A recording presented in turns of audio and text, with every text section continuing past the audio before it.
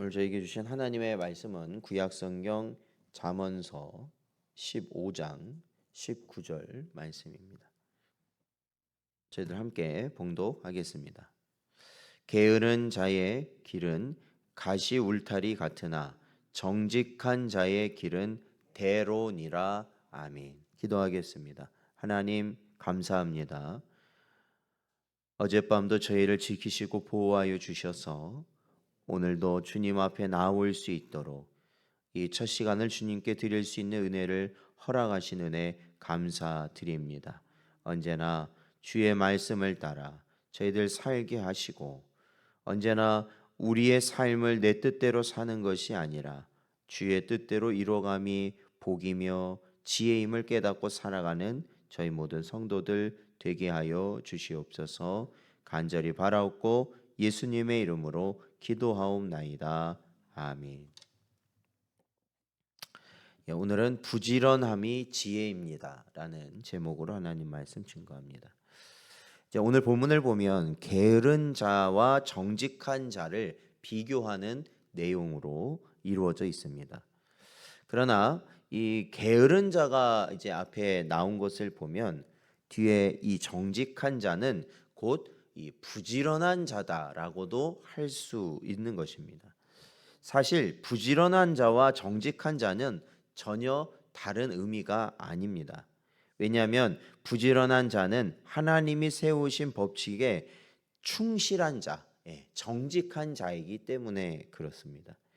하나님은 인간에게 땀을 흘리며 수고하도록 명하셨고 그래야만 먹을 수 있게 하셨습니다. 그러므로 부지런히 일하는 자는 하나님의 법칙에 충실한 자로서 정직한 자라고 볼 수 있는 것입니다. 시편 128편 2절 말씀을 보면 내가 내 손이 수고한 대로 먹을 것이라 내가 복되고 형통하리로다 말씀하셨습니다.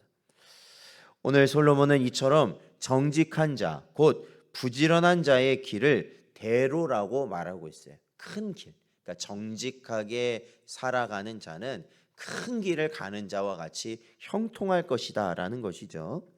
그런데 반대로 게으른 자는 어떻습니까? 게으른 자의 길은 가시 울타리 같다라고 말합니다. 여기서 이 가시 울타리라는 것은요, 이 사람이 오래도록 왕래하지 아니하면 가시 덤불들이 무성하게 자라난 길을 말합니다.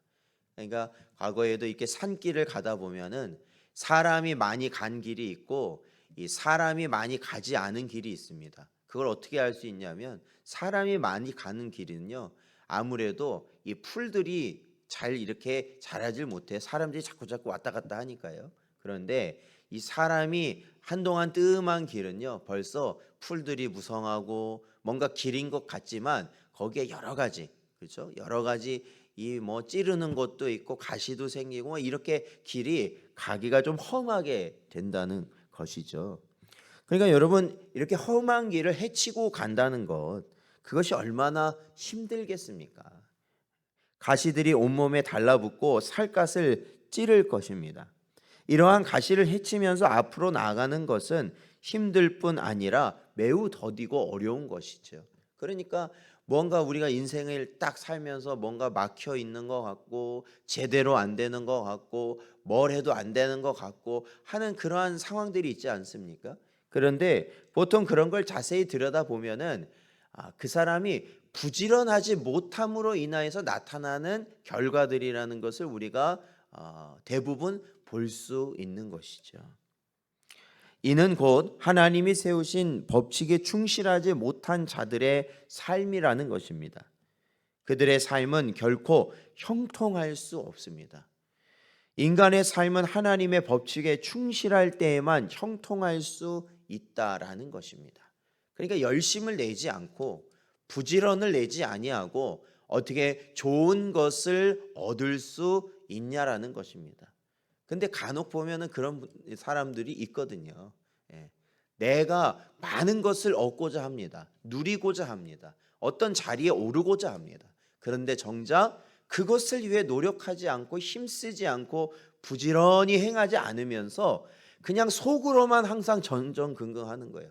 왜 나는 그런 걸 얻지 못하느냐? 왜 나는 그걸 누리지 못하느냐? 왜 나는 그 자리에 오르지 못하느냐? 근데 왜 그렇습니까? 그에 합당한 성실함을 내가 나타내지 못한다면 결국에는 누릴 수 없다라는 것이에요. 그게 하나님께서 우리에게 주신 법칙이라는 것입니다.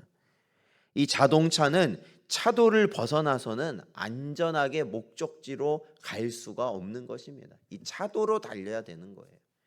하나님이 세우신 일하라는 이 노동의 법칙은 자동차를 안전하게 목적지에 다다르게 하는 차도와 같다라는 것입니다. 그래서 하나님이 세우신 노동의 법칙에 충실할 때에 우리의 삶은 형통할 수 있다라는 것입니다. 그러니까 심지어 이제 연로하신 분들이 보통 보면 자식들은 도시에서 나가서 일을 하고 이제 홀로 시골에 계시면서 이 뭐 농사일도 하시고 뭐 여러 가지 일을 하시잖아요. 혼자 살아가시면서 이 자식들이 보면은 그렇거든요. 아유 연로하신데 그냥 서울에 이 도시에 자기들 집에 와서 그냥 편히 계시라고. 그런데요 보면요 그래도 밭에 나가서 조금 일하고 그래도 이 마당 정리도 하고 그래도 혼자 연로하시지만 조금씩 일을 하신 분은 나름대로 건강을 유지해도 보세요. 이제 그 뭐 도시에 와가지고 혼자 그렇게 지내기 시작하면요 힘을 잃어버린다는 거예요. 힘을 잃어버려요. 그러니까 사람은 어떻게 하나님께서 만드셨냐면 일하도록 만드셨다라는 겁니다. 일하도록. 그러니까 보통 우리가 이 아담과 하와가 이제 죄를 짓고 나서 그렇잖아요. 땀을 흘려야 먹을 것을 먹게 하셨다고 그러잖아요. 근데 그게 사실은 저주가 아니라 하나님께서 우리가 온전히 살 수 있도록 하신 방편이다라는 것입니다. 그렇습니다. 하나님은 우리가 하나님의 법칙에 따라 정직하게 행할 때 그 길을 대로로 만들어 주신다라는 것입니다. 그러므로 성도들은 자신의 뜻한 바를 이루기 위해서 최선을 다하고 부지런함과 성실함으로 살아갈 때 하나님께서는 이러한 인생을 도우셔서 그의 길을 여시며 그 삶을 형통하게 하여 주실 것이다 라는 가르침이죠. 우리는 이러한 모습을 누구에게서 분명히 볼 수 있느냐? 우리의 본이 되시는 예수님을 통해서도 분명히 볼 수 있습니다.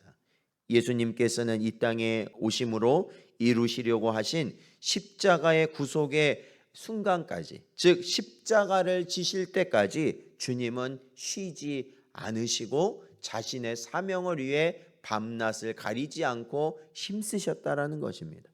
자신을 찾아오는 병자, 귀신 들린 자, 핍박받는 자들을 내치지 않으시고 그들을 고쳐주시고 그들을 위로해 주시고 그들을 상담해 주셨습니다. 복음을 가르치셨다라는 겁니다. 잠을 제대로 자거나 먹을 것을 제대로 먹는 것이 힘들 정도였어요. 많은 사람들이 예수님 주변에 계속 찾아오니까요. 그게 뭐 오픈 시간 닫는 시간 그게 따로 있겠습니까? 그냥 자기 마음이죠. 찾아오면 밤에도 찾아오고 새벽에도 찾아오고 낮에도 찾아오고. 그러니 정작 예수님이 쉬실 시간이 있겠냐는 거예요. 그러나 예수님은 그러한 자들을 물리치지 아니하시고 끝까지 그들을 다 어떻게 해요? 이끌어 가셨다라는 것이에요. 그들을 위해 사셨다라는 것입니다. 주님이 그것이 자신의 사명임을 아시고 십자가를 지시기까지 그 일을 감당하셨다라는 것입니다. 그러므로 언제나 앞서가신 우리는 주님을 바라보는 삶을 살아가야 하는 것이죠. 하나님의 도우심을 받아 우리가 형통한 삶을 산다는 것은 결국 하나님이 우리에게 맡기신 모든 일에 최선을 다하는 삶을 사는 것입니다.